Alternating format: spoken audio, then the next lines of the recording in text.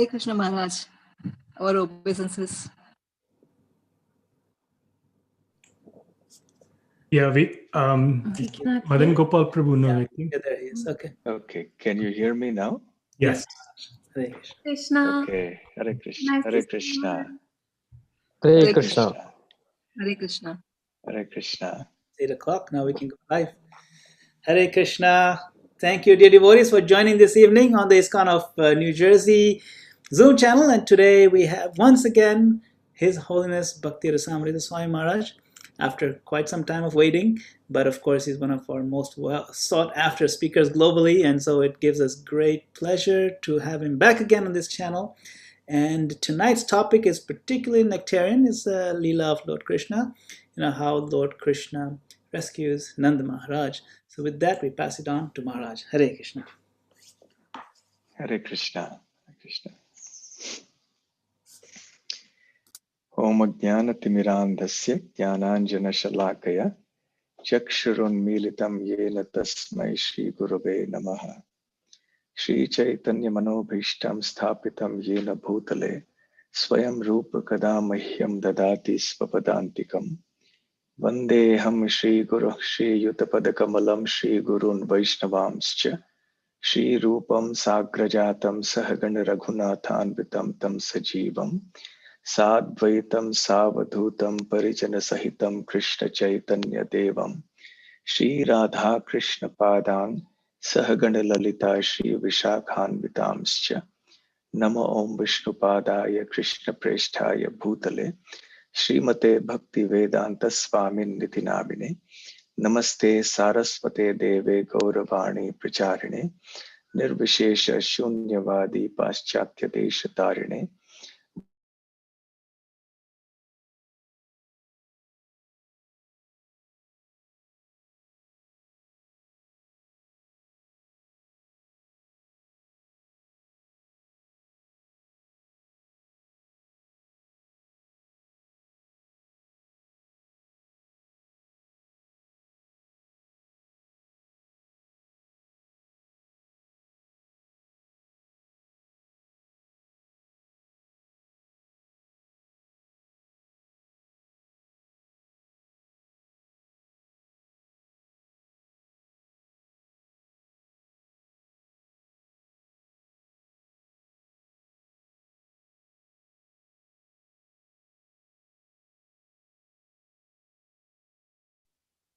Sorry about that. There's an internet problem.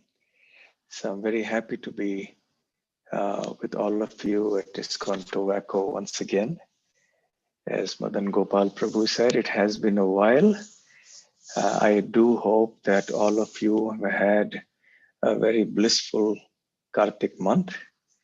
And this is for us in India. Today is the last day. I think for you, it's the second last day. Krishna consciousness is full of festivals. It's full of joyful celebration of activities in love to Krishna. For the residents of Vrindavan, Krishna consciousness is not just a monthly festival, rather an annual festival for 1 month, but it is a festival that goes on for every moment. So this is what the Vrindavan mood is. It's not something that is interrupted, and it is not something that is casual. It is very intense, it is very intimate, and it is constant. So hearing about these pastimes of Krishna in Vrindavan are very purifying, very elevating, and they give us a lot of taste about Vrindavan. The pastime that I wish to discuss with you today is from the 28th chapter of the 10th canto of the Srimad Bhagavatam. The chapter is titled Krishna Rescues Nanda Maharaj from the Abode of Varuna. In short, the pastime is that on the day of Dvadashi, the day after Ekadashi, Nanda Maharaj, along with some Gopas, goes to the bank of the Yamuna to take a bath because he has to bathe before he breaks the fast for Ekadashi. And he is captured by a servant of Varuna, who is the lord of the waters in the material world. And he is taken away to Varuna Loka, the abode of Varuna. And eventually Krishna, when he learns about this, goes there to Varuna Loka and brings back his father. And then there are some beautiful pastimes that take place after that upon the return of Krishna and Nanda Maharaj to Vrindavan. So this is essentially what this pastime is all about. It is not a pastime that is as famous as, let's say, the Ras Leela or the Govardhan Leela or the butter stealing pastimes of Krishna, but still it's a very sweet pastime. Srila Bhaktivinoda Thakur has analyzed all the pastimes of Vrindavan, specifically those in which Krishna either kills some demon or subdues a demon, or where there is some kind of apparently calamitous event that has happened. And he indicates that the killing of these demons or their subduing represents overcoming of some particular unwanted element in the heart of a practicing devotee, a sadhaka. So this particular pastime, Srila Bhaktivinoda Thakur says, represents the kidnapping of Nanda Maharaj represents the misconception that the bliss of devotional service can be enhanced by indulging in alcohol and in other such intoxicants. Now, we can see that Srila Bhaktivinoda Thakur was way ahead of his time. When Srila Prabhupada went to America first in the 1960s, he did come across several people who were part of the so-called hippie movement. And some of them advocated and experimented with the idea of indulging in various forms of intoxication to give them, or rather to enhance their spiritual experience. Now, the two are completely contradictory. Intoxication is completely in the mode of ignorance, and it has nothing whatsoever to do with genuine spiritual life. And the experience that intoxication gives to those who indulge in such things cannot be at all compared to the bliss that a pure devotee feels in Krishna consciousness. However, this is one of those misconceptions that prevail in the material world. It has been there for a long time. So what Prabhupada saw in America was not something completely new. I mean, even in various sadhu communities in India, this misconception has been extant for a very long time. So therefore, Bhaktivinoda Thakur is making a very important point here. So when we read this pastime, we hear about it, we think about it, then of course, as devotees, none of us indulge in any intoxicants. So it's in that sense, unlike some of the other pastimes of Krishna subduing or killing the demons, because therein those are anarthas or unwanted things that we can relate to, envy or something like that, because we experience that in our day-to-day life. But intoxication is something that devotees don't indulge in, and even if they did indulge in it, they did it before they became devotees. For once they became devotees, they've given up all these bad habits. So in any case, if you read this pastime of Krishna rescuing his father Nanda Maharaj from Varuna Loka, then that will destroy the misconception, if at all traces of such a thing are remaining, in our hearts that in any way the bliss of Krishna consciousness can be enhanced by taking shelter of intoxication. So coming to this pastime now specifically, it happened, at least in the chronology as presented by Shukadev Goswami in the 10th canto, after the entire Govardhan Leela pastime, which concludes at chapters 27, in which we read about Indra and Surabhi coming down and offering apologies to Krishna. And then they crown Krishna as Govinda. So in this 28th chapter, Shukadev Goswami begins by describing how Nanda Maharaj was observing a particular Ekadashi, the 11th day of the fortnight. As you're aware, in every month there are 2 Ekadashis. Every month is constituted of 2 halves, 2 fortnights, each of which is called a Paksha in Sanskrit. And it has about 14 days, roughly. And so the 11th day is called Ekadashi.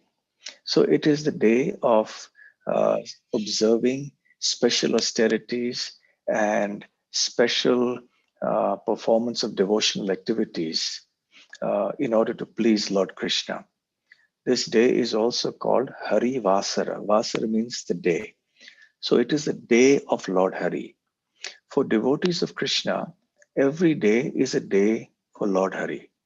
But specifically by the Lord's arrangement, there are certain days which give greater benefit in terms of performance of devotional service. So when we do devotional service on Ekadashi, we attain greater benefit than we do on other days. Therefore, many times devotees perform extra chanting or extra reading or hearing, and we of course don't take our normal prasadam on Ekadashis.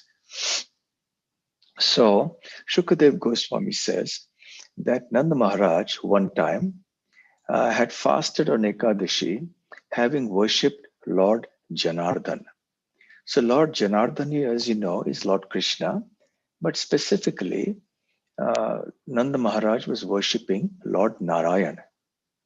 He was, of course, quite blissfully unaware that Krishna, his son, was actually the origin of Lord Narayan and all other forms of Godhead.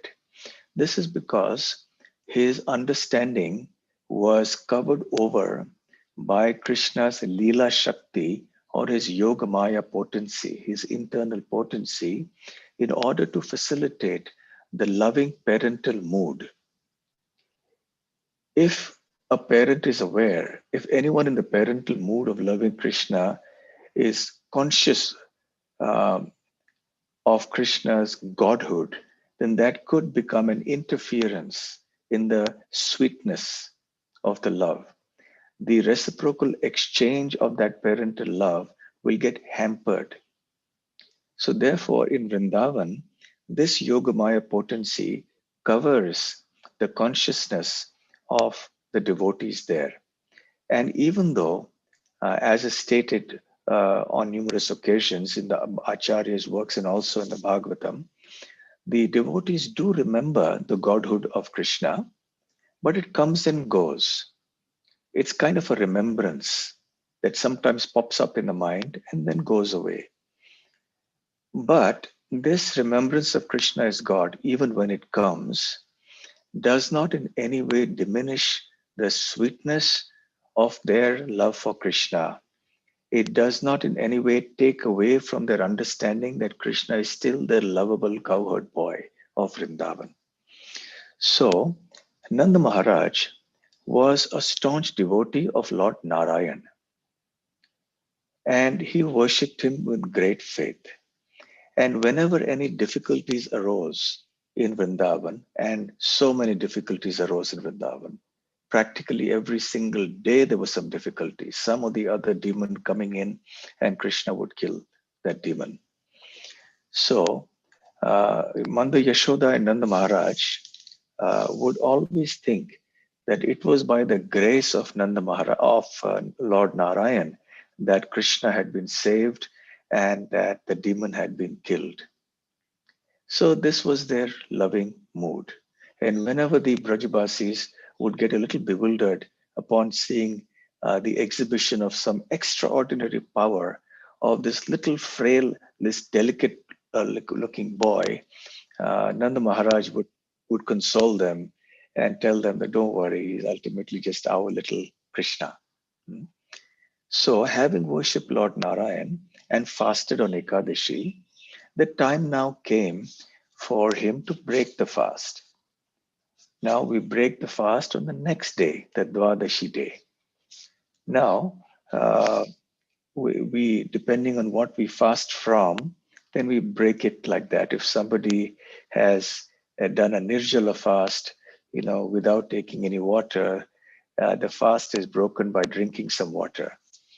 So that is a Nirjal fast. Some devotees follow what is called a Saphala fast. So Nirjal means without jala or water. Saphala means Sajala means with water. So then they have to take at least some fruit or something to break the fast. Some devotees follow a Saphala fast, which means with fruit and water. And then you have to take grains. So generally, most devotees follow what is called the Anukalpa fast, which means that you avoid grains and beans and certain other such prohibited items. And we are welcome to take milk and milk products and fruits and vegetables and so on. So, but Nanda Maharaj had fasted, and the time came to break the fast the next day. And naturally, before you break the fast, before you eat anything, the proper etiquette is that you have to bathe. So Nanda Maharaj went to the Yamuna to bathe.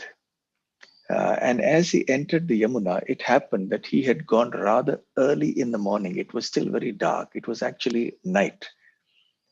But because he wanted to take the bath before he broke the fast, and the time for breaking the fast was rapidly approaching, so he did anyway go there. So having entered the waters of the Yamuna, since it was dark, it was, as Shukadev Goswami says, Asurim Velam. Vela means time. Asuri means technically demoniac, but actually here it indicates inauspicious. So to go to have a bath in a holy river at an inauspicious time in the middle of the night and so on is not considered good.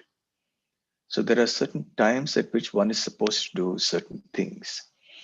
So this being an inauspicious time, one of the servants of Varuna, who is the demigod in charge of water bodies, he apprehended him and took him away to Varuna Loka, the abode of Lord Varuna. And it's interesting that in Gopala Champu, Srila Jiva Goswami says that Nanda Maharaj, as he was standing in the Yamuna and taking a dip there, he was absorbed in thoughts of Lord Narayan. So he was in what is called Samadhi. Samadhi means complete absorption in the Lord. And so therefore he was not externally conscious. And therefore he was unaware that the servant of Varuna had actually taken him away to the abode of Varuna. And he remained like that for some time. So therefore, Nanda Maharaj was not afraid or anything because he was, absorbed in thoughts of Lord Narayan. Now, Srila Jiva Goswami, and another thing Jiva Goswami says in Gopala Champu is that this servant of Varuna took away Nanda Maharaj through a hole in the water. I'm not exactly sure what that means, but it indicates that there are dimensions, of reality that exist within the material world, which are unknown to us and which are not possible for us to understand with our gross senses, and how you can go to Varuna Loka through the water, and what this whole means. Because obviously human beings cannot live in the water for more than a few moments, because we have to breathe and we need air. When Bhima was also dragged down like that, when he was poisoned by Duryodhana and he was lying on the bank of the river and so on. So there are many such instances. In any case, we may not fully understand the process of how it actually happens, but it happened. So he reached there. Now, so another thing that Jiva Goswami says here in this connection is that this particular Ekadashi that Nanda Maharaj had been following was a particularly short one. It was only of 16 hours. And as we all know, the tithis, the days according to the Vedic calendar, are not of equal duration. Unlike in the Gregorian or the Western calendar, where every day is of a fixed duration of 24 hours. But in the Vedic system, every day, which is called a tithi, is of varying durations, because it is dependent on the moon, the position of the moon in the sky and so on.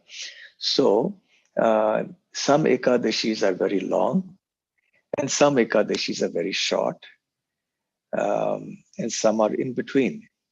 So this Ekadashi was of 16 hours duration, and already several hours of that had passed. About 6 hours of the next tithi. Tithi means the day according to the Vedic system.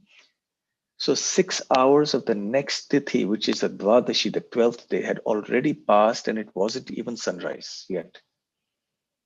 And very soon, the time for breaking the fast, which is called the Parana Kala. So that time was about to elapse. Now we will also remember from the pastime of Maharaj Ambarish and Durvasa Muni coming. Durvasa Muni came, and Ambarish Maharaj welcomed him, and Durvasa Muni then left to bathe and said, "I'll be back shortly." But in the meanwhile, the time for breaking the fast was about to elapse. And so this was a kind of a predicament for Maharaj Ambarish. And he asked his Brahmana counselors and his other ministers, and they all advised that he could sip some water. And in that way, he would fulfill the requirements of breaking the fast.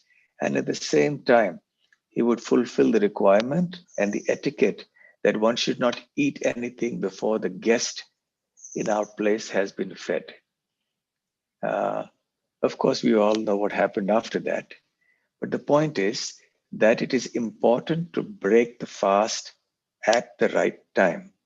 So normally in our movement, we have the Vaishnava calendar, which gives us a time range in which we have to break the fast.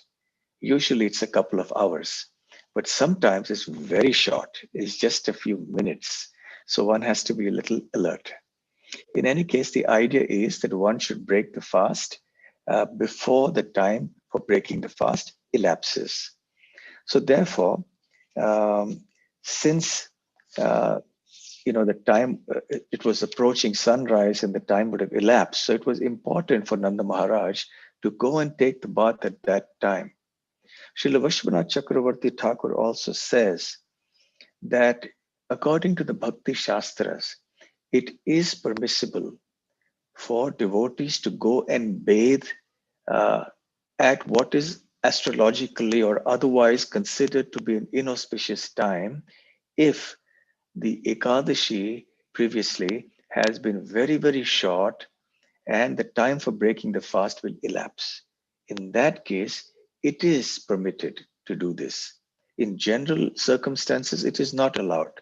It is considered inauspicious, and it is a kind of an offense to the water bodies also to do that. But this is a subtle point. We remember from the case of Ajamil that Yamaduta, being a great devotee of the Lord, understood what was what. But his messengers sometimes may not understand the nuances and the fine points of dharma. So even though Ajamil had chanted the names of Lord Narayan without any offense, they still went ahead to arrest him. And Yamaraj later reprimands them and tells them that, aren't you aware that anyone who chants the names of my worshipable Lord, Lord Krishna or Lord Hari, you should not go near them even, you shouldn't touch them. So sometimes the servants of the master may not be as well acquainted with the principles of Krishna consciousness. So similarly, Varuna is a great devotee of Lord Krishna, but his servants may not have been all equally well acquainted with the subtleties of these things.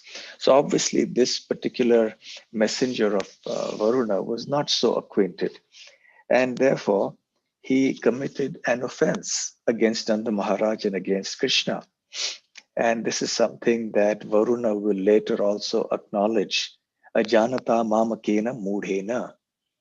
So this foolish servant of mine, did not know this, and therefore he wrongly arrested your father, O Krishna. So great offense has been committed towards you and your good father.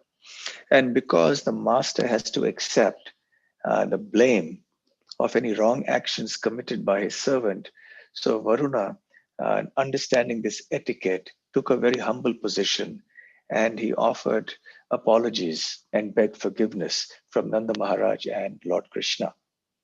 So in any case, so this servant of Lord Varuna apprehended Nanda Maharaj and took him to Varuna Loka.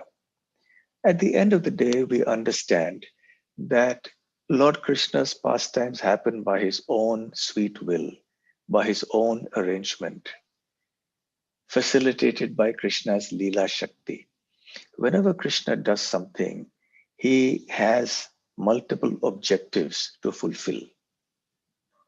And in this case, what were Lord Krishna's intentions behind arranging this behind the scenes, arranging for Nanda Maharaj being kidnapped in this way and so on? So the first thing was that Krishna wanted to give his personal audience to Varuna, because Varuna was a devotee, and Krishna wanted to give some mercy to Varuna.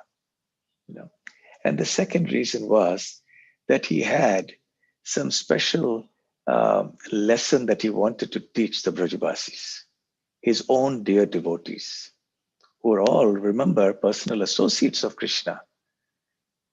And many of them were eternal associates coming from Goloka Vrindavan, but many of them were not. They were sadhana siddhas, which means they had become perfected devotees after lifetimes of practicing sadhana bhakti here in the material world. And they had got the opportunity to enter into Krishna's pastimes in Vraja. So where they would be trained in the company of the eternal associates of Krishna, and then they would be sent back to sent to Goloka Vrindavan in the spiritual world. And also, when the eternal associates come here, they play their roles very nicely under the influence of Yogamaya. So Krishna had some very wonderful lessons, some instructive lessons to give to all the Brajabasis, and through them to all of us and to the rest of the world. So when the cowherd men, the Gopas, who had gone to the river Yamuna along with Nanda Maharaj, did not see Nanda Maharaj, he had taken a dip in the water, and then suddenly they saw that Nanda Maharaj was not visible anywhere. So they began to lament in great anxiety. Oh, where is Nanda Maharaj? Where is Nanda Maharaj? And they couldn't see him there. So then they began to cry out for Krishna and Balaram. And this is the nature of the Brajabasis, that whenever they are in difficulty, they immediately take shelter of Krishna and Balaram. Not so much the policemen and the army and the doctors and the lawyers and so on, but they take shelter of Krishna. So they cried out for Krishna. When Krishna heard their cries and understood that Nanda Maharaj had somehow disappeared, he understood that this was the doing of one of the messengers or servants of Varuna Dev. So Krishna, who awards fearlessness, he is Abhaya Daha. Abhaya means fearlessness. Daha means the giver. And he gives fearlessness especially to his devotees, Swanam. So Swanam Abhaya Daha Vibhuhu. So Vibhu means the Lord, the Almighty, the great Supreme Lord. So even though he's playing the role of an ordinary cowherd boy here, but still he remains Almighty. So he decided to award fearlessness to his devotees. So he entered into the Yamuna himself, and he went to the abode of Varuna, and he was determined to free his father and the cowherd men from the fear of a mere demigod. Of course, from our point of view, they're not mere. They're very exalted personalities, and we should respect them. We should offer them all respect. At the same time, as Srila Prabhupada points out on numerous occasions, that we should not consider them to be independent supreme lords. We should understand them to be devotees, Vaishnavas, and therefore we should respect them in that way.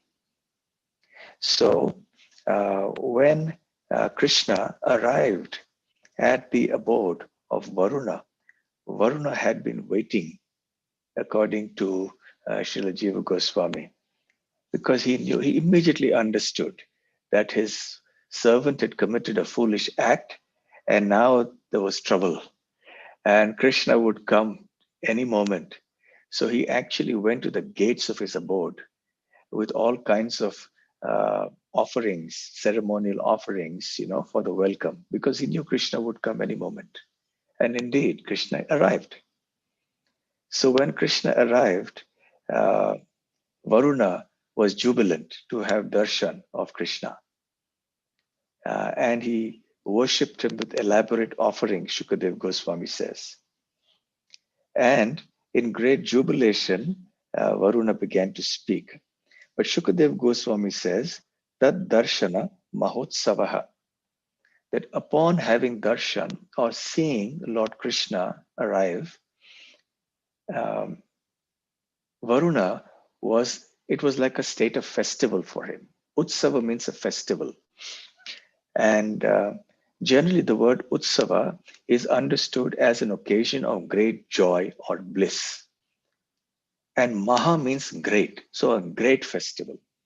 So Krishna consciousness is actually a Mahotsava at every moment, especially for devotees like the Brajabasis. So now for Varuna, it was such a Mahotsava because he was seeing Lord Krishna in front of him. So it was a moment of great jubilation for him. Tad Darshana Mahotsava. Varuna began to pray to Lord Krishna. Now my body has fulfilled its function. Indeed, now the goal of my life is achieved. O Lord, those who accept your lotus feet can transcend the path of material existence.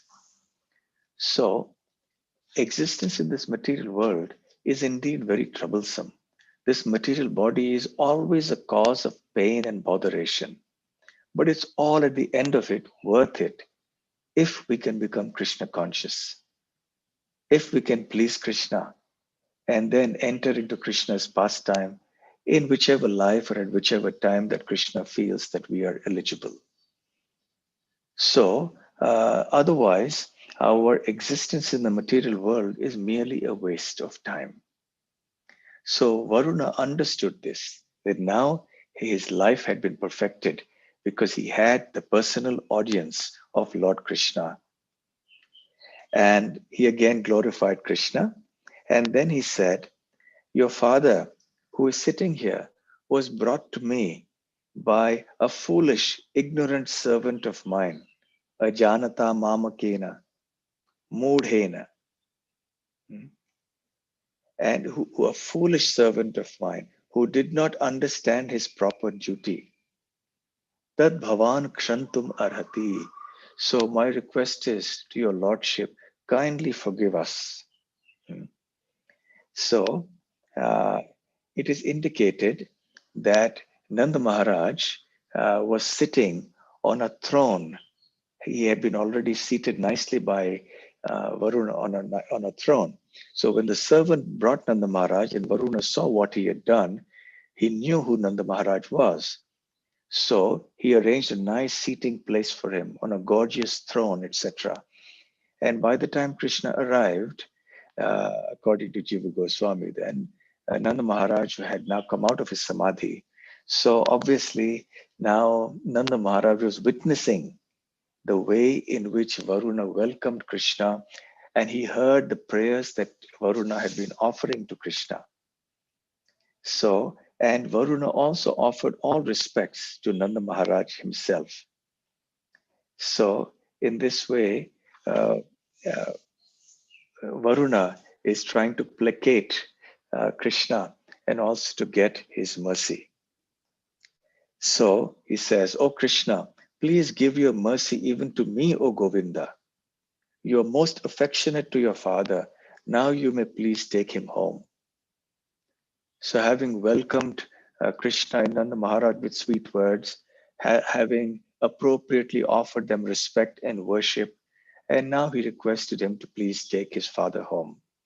So when Krishna returned home, again as per Jiva Goswami, through that hole in the water, uh, so then they arrived on the banks of the Yamuna, where all the Brajabasis were anxiously waiting.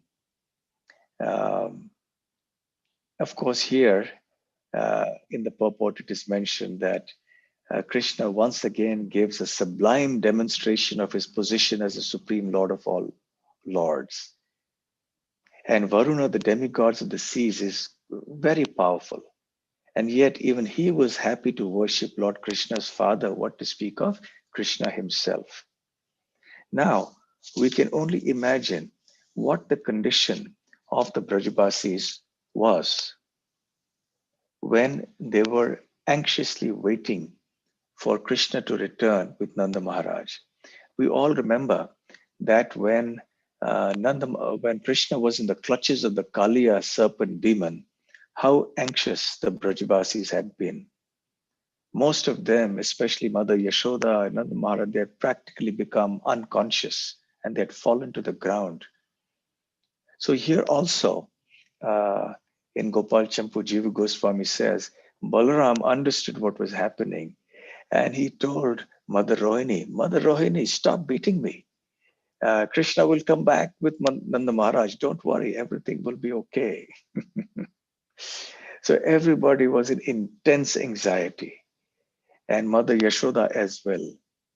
So anyway, so when they all came back, or rather when Nanda Maharaj and Krishna arrived, then everyone was very happy to see them. They welcomed them. And Nanda Maharaj began to explain with bated breath about what he had witnessed in Varuna Loka. We must keep in mind that there is an apparent contradiction here in terms of the character and personality of the Brajabasis. Generally, when we think of exalted spiritual personalities, we think of them being, very, let's say, learned in the Shastras and speaking all kinds of learned philosophy and very deep purports from the scriptures about, various aspects of knowledge. So the Brajabasis, from an external point of view, were not like that. They were actually very simple-hearted folk. They had already crossed the level of, externally exhibiting all this philosophical understanding of the scriptures and everything. They had gone far beyond that. They were situated on a platform which is actually the ultimate goal of those who are absorbed in spiritual knowledge. The perfection of all kinds of spiritual knowledge and the study of the Shastra and understanding the process of devotion and everything is that one attains to that platform of sublime ecstatic love in the mood that the Brajabasis are in. So on one hand, they are the most exalted devotees of Krishna, unlike anywhere else in all of creation. But on the other, in order to be in conformity with the mood of Vrindavan, they were very simple village folk. So when these simple village folk heard from Nanda Maharaj, who was also very simple-hearted by nature, oh, I was taken to this place, Varuna, the god of the seas and the oceans. And I went there and I saw this most magnificent abode with all sorts of jeweled palaces and opulence. It was unimaginable. And there, so Nanda Maharaj had been astonished. The first reason for his astonishment was to see the kind of unimaginable opulence of the abode of Varuna. And the second reason for for Nanda Maharaj's astonishment was that such a great personality as Varuna, who is a great demigod, had worshipped Krishna and offered him so much respect. Now, this was something that Nanda Maharaj could not reconcile. But the devotion was such that all these things automatically got reconciled. The devotion was so intense and so sweet. So the fact that Krishna was his little boy who always was dependent on his protection and who needed to be corrected every now and then, on one hand, and then the other hand, we see a mighty ruler like Varuna is offering such worship and respect to Krishna. So this seemed a little, irreconcilable, but somehow or the other it got adjusted in Nanda Maharaj's mind. So he started speaking with, to the Brajabasis, and the Brajabasis, hearing everything that Nanda Maharaj was saying, was struck with wonder. And they were hearing this entire description, and they were filled with excitement to hear this. In the Krishna book, Srila Prabhupada mentions that Nanda Maharaj and Mother Yashoda did not accept the fact that Varuna had offered worship and respect to Krishna because Krishna was the Supreme Lord. From their point of view, they felt that Varuna had offered respect to Krishna only because he was such a wonderful child. This was the way they thought. So it's a very important point that Prabhupada makes in the Krishna book. So now, upon hearing this, there was a flux in the minds of the Brajabasis. They used to often go through this kind of torment. It's a blissful torment, actually, not something that is negative. And the torment was that our Krishna, who is just our cowherd boy, he's like our son, like our friend, they had all these different conceptions of Krishna. And they started thinking that Varuna, the demigod of the oceans, is worshipping Krishna. So is it that Krishna is actually the Supreme Lord? Is that so? Once again, their minds started thinking like this, just as they had been thinking after the Govardhan Leela, when they saw Krishna lifting the whole mighty mountain for 7 days and nights. And suddenly they realized that they were in fact dealing with the Supreme Personality of Godhead. So that was the first point that they started wondering about. And the second, then they joyfully started conjecturing amongst themselves, will this Krishna give us the supreme destination? Will we get salvation? Will Krishna give us salvation? And will we reach his supreme abode? So they started speaking about their own destination. So they said, will the Supreme Lord bestow upon us his transcendental abode? So Krishna, the knower of everything and everyone, understood how the Brajabasis were thinking. So he's Akhiladrik, the seer of everything. So iti swanam sa bhagwan vijnaya Akhiladrik swayam. So swanam means my own, his own people, his devotees. So Krishna immediately understood what his dear devotee, Brajabasi devotees were thinking. And he wanted to assure them of their destiny in the spiritual world. So he wanted to show his compassion to them by fulfilling their desires. Srila Vishwanath Chakravarti Thakur says that Krishna knew about the three types of spiritual bliss available. One is the bliss of merging into the impersonal Brahman. The second is the bliss of going on to the Vaikuntha planets and serving the Lord eternally in a mood of awe and reverence. And the third type of bliss is the bliss of Vrindavan, where one loves Krishna in a very intimate and sweet mood. So Krishna thought that because of tasting Krishna prema, the prema of my prema, the Brajabasis have realized the insignificance of the attainment of Brahma Jyoti and even the Vaikuntha planets. Nevertheless, I will permit them to realize the bliss of Brahman and Vaikuntha as well, in order to fulfill their desires that they are manifesting while playing the roles of unintelligent human beings. So at a certain level, they already knew they had far surpassed the levels of Brahman and Vaikuntha. They were on the highest stage of Krishna consciousness ever possible. But because they were playing the roles of ordinary village folk who were very simple-hearted and so on, so apparently they were not so intelligent. So because they were playing that role. So Vishwanath Chakravarti Thakur thought or says that Krishna thought that because they're in this, let me also fulfill their desire and show them both Brahman and Vaikuntha. And then Krishna was thinking, Shukadev Goswami says, and I'll just read the translation here. Certainly, people in this world are wandering among higher and lower destinations, which they achieve through activities performed according to their desires and without full knowledge. Thus, people do not know the real destination. Now,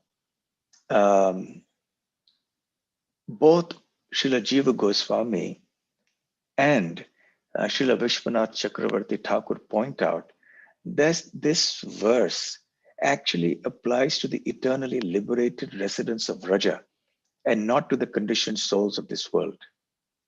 It is indeed a secondary meaning as far as it applies to the conditioned jivas. The conditioned jivas are wandering around in the cycle of birth and death, sometimes in the heavenly planets, sometimes in the hellish planets, sometimes on earth, and their destinations are determined according to the kinds of karma that they perform in their human life.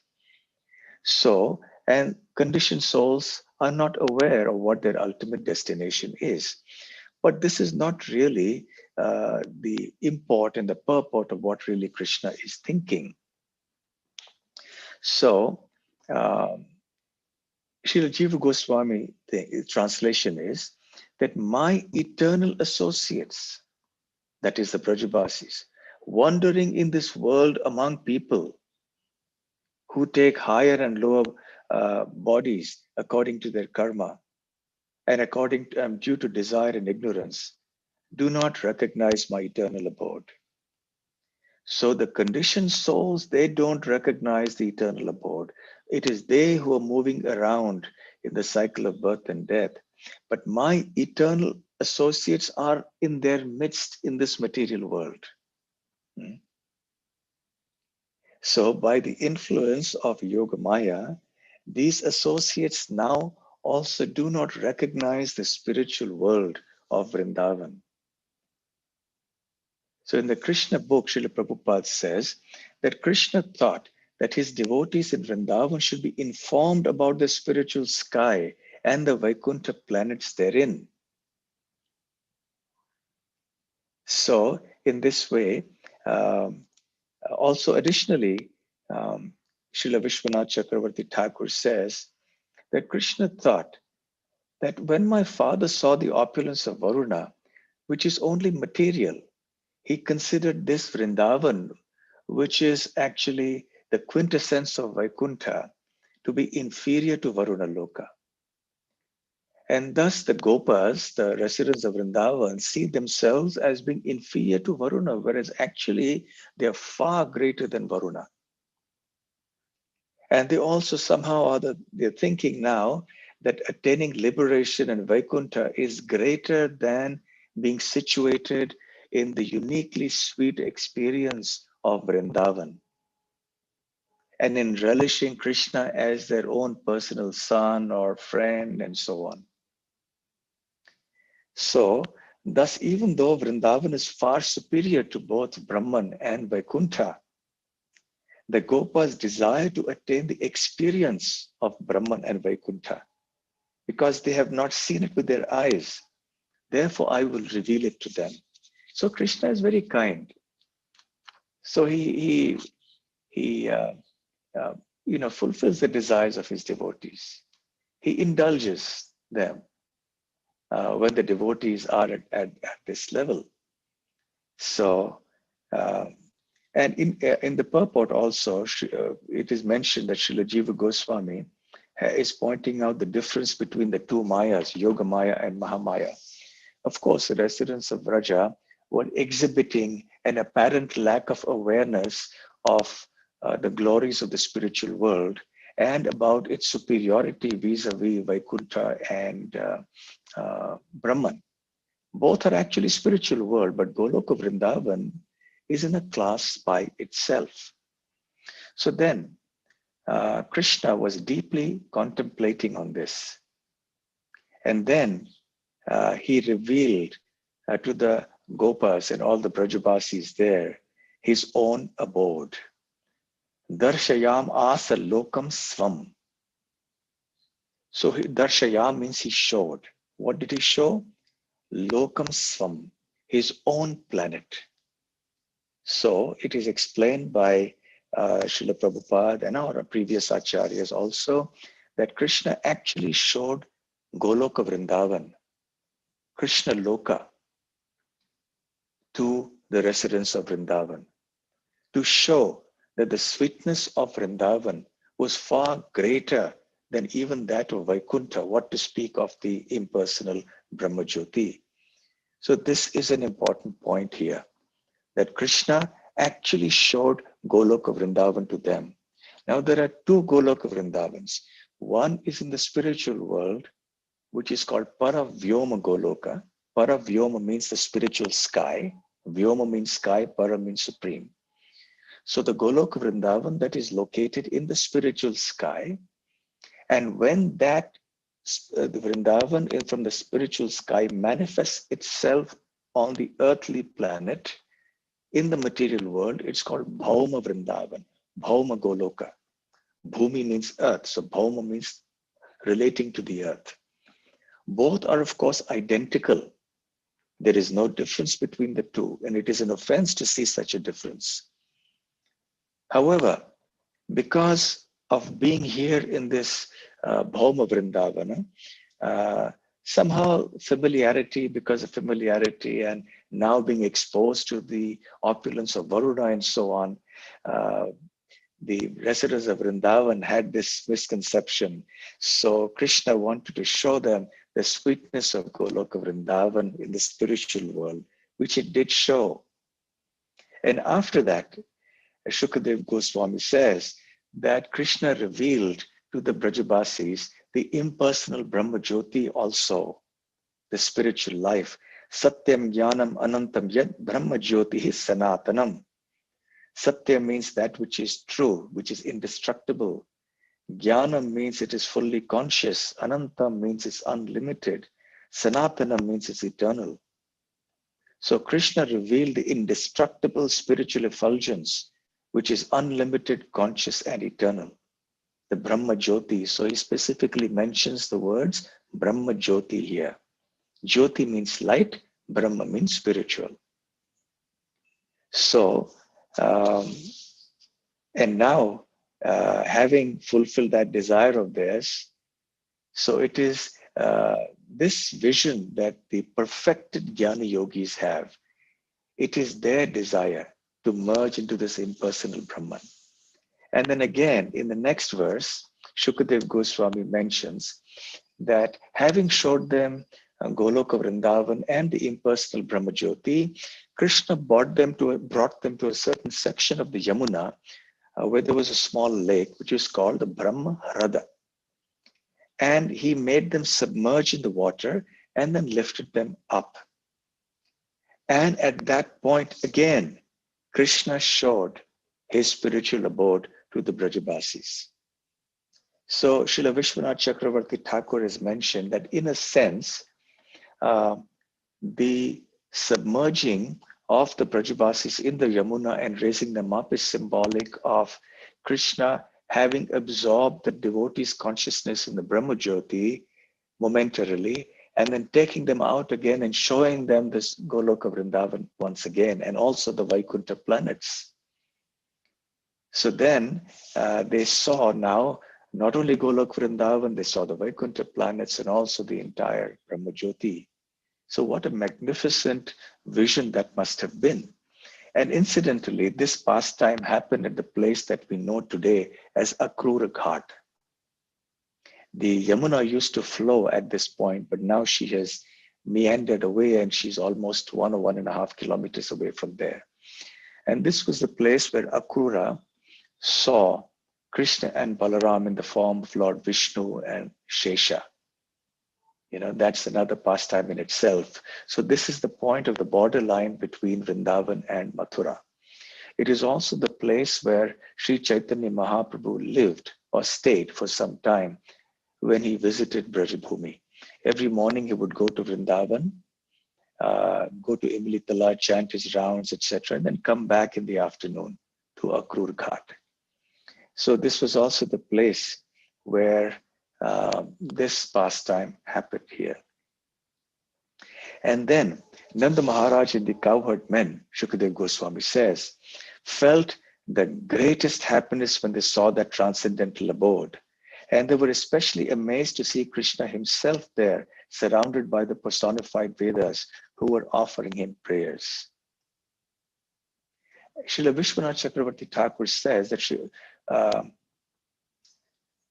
that Rupa Goswami says, Vishwanath Chakravarti Thakur said that Srila Rupa Goswami says that Krishna wanted to teach them that there was no place as sweet as Bhauma Vrindavan, as Vrindavan is manifested on earth.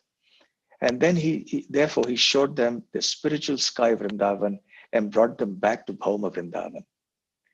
So he wanted to demonstrate to the Brajabasis that the place that you're staying in now is exactly the same place, and in fact even sweeter than the Vrindavan there in the spiritual world.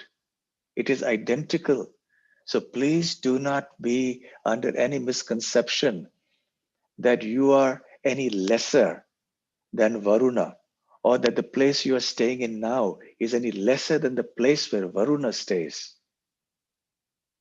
So this is the important philosophical point, a theological point that is to be made. The non-difference between the Vrindavan as manifested in the material world and the Vrindavan that also eternally exists in the spiritual world.